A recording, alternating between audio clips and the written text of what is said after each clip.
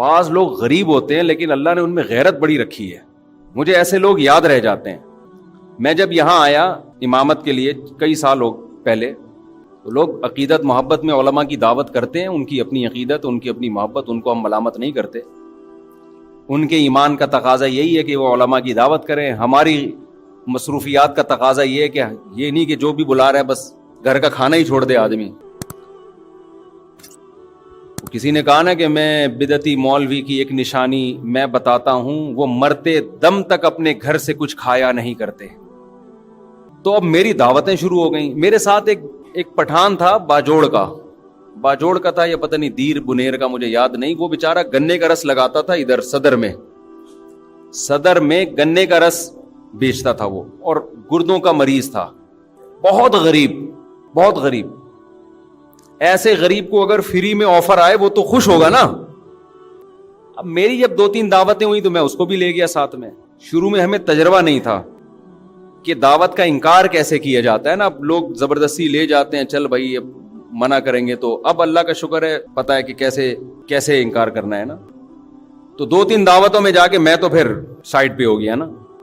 میں نے کہا بھائی ہمارا اب اس کے علاوہ کیا کوئی کام ہی نہیں ہے. اس کے گھر کے کوفتے اچھے ہیں، وہ پائے اچھے بناتا ہے، وہ بریانی اچھی بناتا ہے، تو وہ چپلی کباب اچھے بناتا ہے تو بناتا ہے بھائی. اب یہ تو نہیں کہ ہم اسی کام میں لگے رہیں.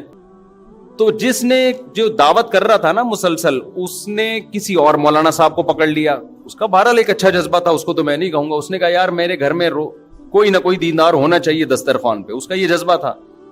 اب کسی دوسرے مولانا کو پکڑا، وہ بار بار جا رہے ہیں اور یہ بھی ساتھ میں نا.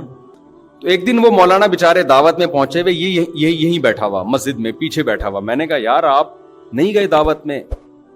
کہتا ہے مفتی صاحب غیرت مند آدمی گھر پہ کے کھا کے جو خوش ہوتا ہے وہ دوسرے کے دسترخوان پہ خوش نہیں ہوتا.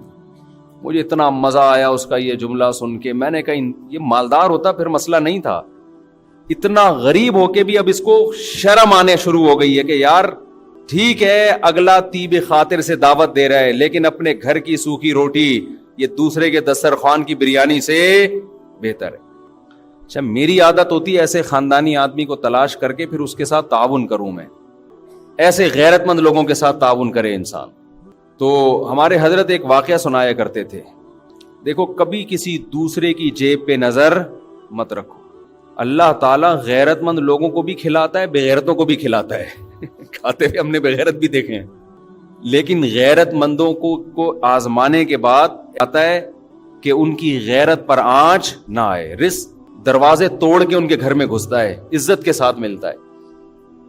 اور جس نے مخلوق کے سامنے ہاتھ پھیلا دیے یا 2 نمبر طریقے سے پیسہ کمانے کی کوشش کر لی، تو سب سے پہلی پھٹکار اس پہ یہ برستی ہے کہ اللہ اسے ہمیشہ کے لیے مخلوق کے در کا محتاج بنا دیتے ہیں. اب انہی کے در پہ جانا ساری زندگی مانگتا ہی رہے گا.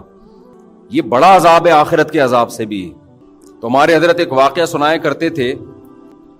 پہلے پرانا سعودی عرب کا، شاید اس وقت یہ سعودی حکومت نہیں تھی، تو ارض حجاز کہا جاتا تھا نا سعودیہ کو.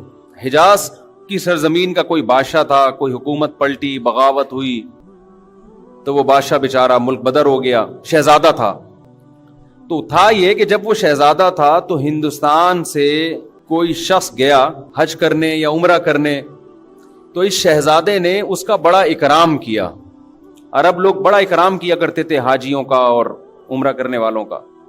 تو اس ہندوستانی نے اس شہزادے سے کہا کہ میں ایک غریب آدمی ہوں، آپ نے مجھے اتنی عزت دی صرف حاجی ہونے کی وجہ سے یا عمرہ کرنے والے کی وجہ سے، کبھی آپ کو زندگی میں ضرورت پڑے اور ہندوستان آنا ہو تو میرے گھر ضرور آئیے گا. حالات کا کچھ پتہ نہیں ہوتا. اس شہزادے نے ہنس کے کہا کہ میں شہزادہ ہوں بھائی، مجھے تیرے گھر ہندوستان جانے کی کیا ضرورت ہے، میں شہزادہ ہوں بھائی، میں کیوں کسی کے در پہ ہاتھ پھیلاؤں. اس نے پھر بھی احتیاطاً اس کو ایڈریس دے دیا، کبھی آنا ہو ہندوستان تو آ جانا. اللہ کی قدرت کے بغاوت ہوئی. آپ کو پتہ ہے جب بغاوتیں ہوتی ہیں تو بادشاہ فقیر ہو جاتے ہیں، بھکاری بن جاتے ہیں در در کے. یہ شہزادہ ملک بدر ہو گیا، بھاگ گیا. کہاں جاؤں، کون ٹھکانہ دے گا. اس کو وہ اپنا پرانا دوست یاد آیا ہندوستان میں. یہ سفر کرتے کرتے، ایڈریس تلاش کرتے کرتے اس ہندوستانی کے گھر میں پہنچا, دروازہ نوک کیا, اس نے پوچھا کون ہے, کہا میں وہ ہوں. یہ حیران ہو گیا کہ یار یہ شہزادہ آج میرے در پہ کیسے. اس نے اپنی حالت بتائی کہ بھائی بات یہ ہے کہ حالات خراب ہو گئے, بغاوت ہو گئی, میں مجبور ہو گیا, تو مجھے ٹھکانا چاہیے. اس کمبخت نے ایک شعر پڑھا جس میں اس کی توہین, وہ شعر فارسی میں اس کا مفہوم آپ کو بیان کرتا ہوں کہ حاجت اور ضرورت ایسی چیز ہے جو بادشاہوں کو بھی گیدڑ بنا دیتی ہے. کہ تو بادشاہ تھا اور حالات نے تجھے کیا بنا دیا, آج گیدڑوں کی طرح کھڑا ہوا ہے میرے در پہ. دیکھو حاجت کیسی چیز ہے, شہزادوں کو بھی کیا بنا دیتی ہے, گیدڑ بنا دیتی ہے. یہ چونکہ شہزادہ ہے, شہزادوں والے بلڈ تو وہی تھا نا اس میں, شہزادوں والا. اس نے شیر کا جواب شیر میں دیا, غضب میں آ گیا نا. اس نے کہا شیر نر ہمیشہ شیر نر ہی ہوتا ہے. ایسا ہمارے حضرت جب یہ شعر سنایا کرتے تھے, حضرت کی کیفیات ہوتی تھی. شیر نر کبھی بھی گیدڑ نہیں بنتا, وہ شیر نر ہی, شیر بھی نہیں, نر, نر شیر, ببر شیر. اور اگر کوئی حاجت اسے گیدڑ بنانے کی کوشش کرے, وہ ایسی حاجت پہ 100 جوتے مارتا ہے. اور یہاں سے یہ کہہ کے پیچھے واپس چلا گیا. اب یہ ہندوستانی اس کے پیچھے پیچھے, بھائی معاف کر دے, میں نے تیری توہین کی, مجھ سے غلطی ہو گئی, پاؤں میں گر رہا ہے, رو رہا ہے. اس نے کہا نا نا نا نا نا, شیر نر ایسی 100 حاجتوں پہ 100 جوتے مارتا ہے. اللہ یہ چاہتے ہیں کہ آپ اگر فقیر بھی ہو, مزاج کیسا رکھو, شہزادوں والا. سمجھ میں آ رہی ہے بات کہ نہیں آ رہی ہے؟ فقیر بھی ہو, مزاج کیسا رکھو, شہزادوں والا. اور ہمارے حضرت نے رکھا.